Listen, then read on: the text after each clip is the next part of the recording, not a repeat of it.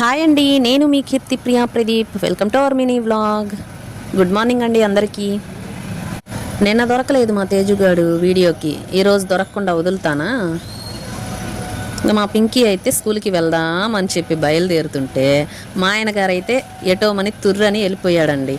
ఇప్పుడు వచ్చాడు. వచ్చి ఏమంటాడు, నా వల్ల లేట్ అయిందంట. 5 నిమిషాలు లేదంటే 10 నిమిషాలు లేటుగా లేసి ఉంటానండి.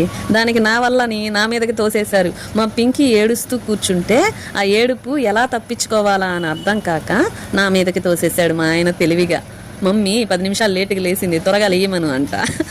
10 నిమిషాలు లేటుగా లేచినా నేను ఎప్పుడో కానిచ్చేసానండి.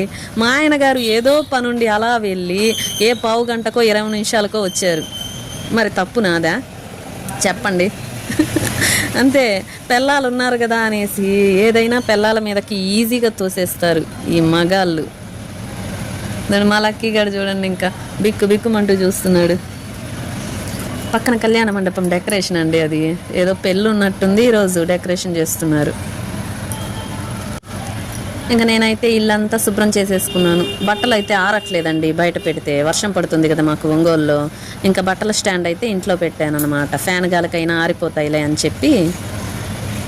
ఇక మనమైతే ఇల్లు క్లీన్ అండ్ గ్రీన్గా పెట్టుకోగలిగాము అంటే మా తేజుగాడు కొంచెం హెల్ప్ చేస్తాడు కదండి, అందుకనే త్వరగా అయిపోయింది పని. మా ఆయన గారు చూడండి దిట్టంగా గంభీరంగా బండి మీద అయితే హాయిగా కూర్చొని ఉన్నారు. ఆ బండి పడిద్దని కూడా భయం లేదు. అదండి, కుక్క పిల్లలు అయితే పెద్ద అయిపోయాయి కదా, అటు ఇటు తిరుగుతూ ఉన్నాయి. వాటిల్లో 2 అయితే కనిపించట్లేదండి, 3 కుక్క పిల్లలు మాత్రమే కనిపిస్తున్నాయి. ఇదండి, ఇంకా మా పింకీ హాయిగా బయట చైర్ వేసుకొని అటు ఇటు వచ్చిపోయే వెహికల్స్ చూస్తూ వాళ్ళ డాడీని చూస్తూ కూర్చుంది. బ్రేక్ఫాస్ట్ చేయండి, హెల్దీగా ఉండండి.